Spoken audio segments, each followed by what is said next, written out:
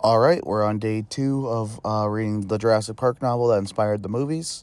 For people new, I just read the book, react to it, see what I'm thinking as I'm reading the book. And obviously, day 2. The last video posted was the second one if you want to watch that. All right, let's continue reading. All right, so we're back to the doctor, and he's 100% certain it wasn't the lizard. He said that better. He was like, no record of that type of lizard biting anybody, or at least them being hospitalized because of it. The bites were too big, blah, blah, blah. We know it wasn't that lizard. But he's aware that he lied now. But all right, continue. And I guess in like the last 2 months, these like little lizard dudes, again, I'm assuming the compies, have just been like going into like people's houses biting sleeping children, and like they almost killed like a 2-year-old baby, whatever the fuck. Like it almost died from the bite. So interesting. So he's just thinking it's a new species due to deforestation. Fucking species are acting different, going out doing their shit. Which, you know what? That's not a bad guess at all. I'd guess that before dinosaurs coming back to life. So, smart man. So he finds a howler monkey. It's like by itself. He's a little iffy about getting near it because they're known to like piss on people, which is funny. And then he sees in its mouth that has a fucking lizard, green with brown stripes, which is what it described as one of those that bit one of the children. So as he gets closer, so he uses a little air pistol, non-lethal thing, to shoot him. So he drops the thing and runs off, and he's about to investigate it. And it's just him wondering who to send it to verify if it's a new species or blah, blah, blah, blah. Nothing. That's the rest of that thing. But all right, on to the next thing, New York. So these doctors, they go to look at the fucking lizard that was sent into them in New York. And like, what the fuck do they want us to do with this? It was eaten. They're supposed to look at it, find out the disease, if it's diseased or whatever the fuck. Because again, that was the main dude's purpose of finding one of these lizards, because if it's a new species, that could be new disease, hence why he did all this. But they're like, this thing looks eaten, what the fuck are we supposed to do with the half-eaten? So they did this little checking, the basis of it, they checked it for shit, no diseased or whatever, and I guess, like, its venom is, like, kind of like the king cobra venom, but not really. I guess they said that's common for lizards or whatever the fuck, so, like, it's really not that much of a threat. But again, seeing it bit an infant and the infant almost died from the thing, I'd say, but then again, it's an infant, but whatever. Jesus Christ. Okay, so this woman, she hears some racket or whatever, like she hears rats just getting up, go check on her baby. And then she goes up the door and she hears chirping. He's like, oh, well, in Costa Rica, when bird's probably sitting there to get out of the rain, and it's considered good luck if they check on a baby. She looks in there, and here, I want to read the exact words, so let me pause. Elena opened the door. The infant lay in the wicker basket, swallowed in the light blanket, only its face exposed. Around the rim bassinet, 3 dark lizards crouched like gargoyles.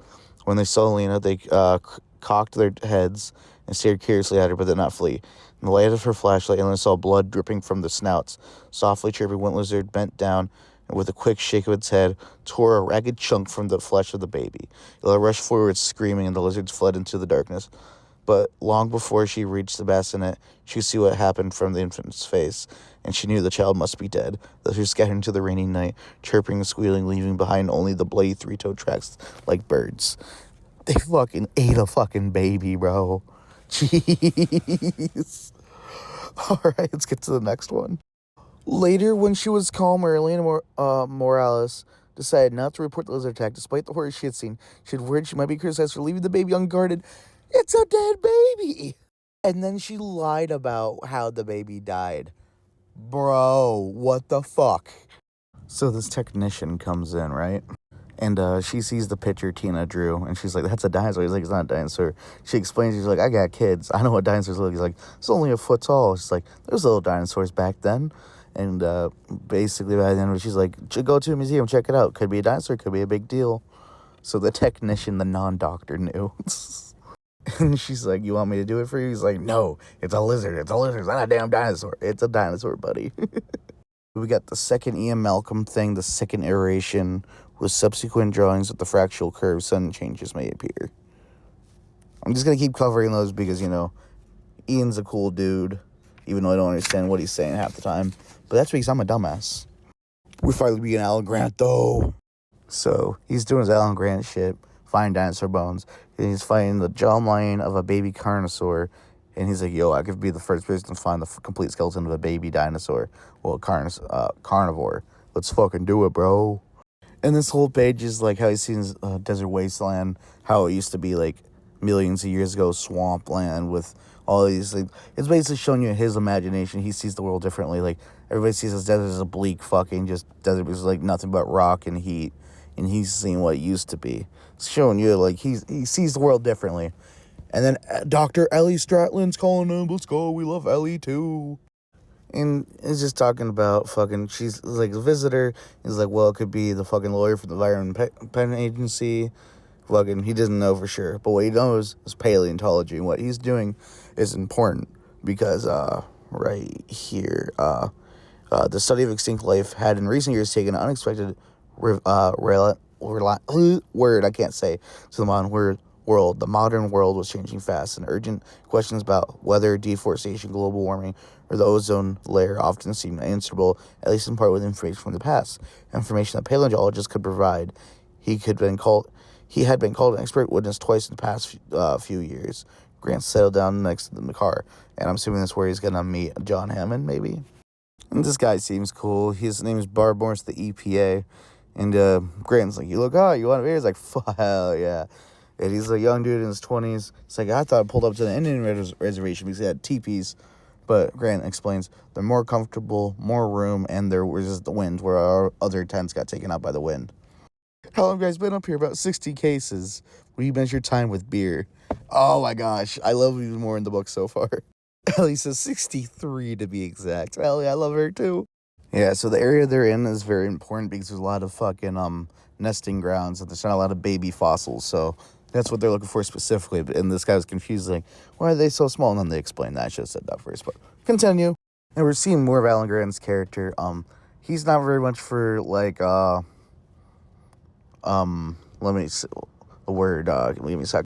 Formalities, that's what I'm looking for. He's not really a guy for formalities, like putting his feet on the table, just the guy to sit down, sit just drink the beer.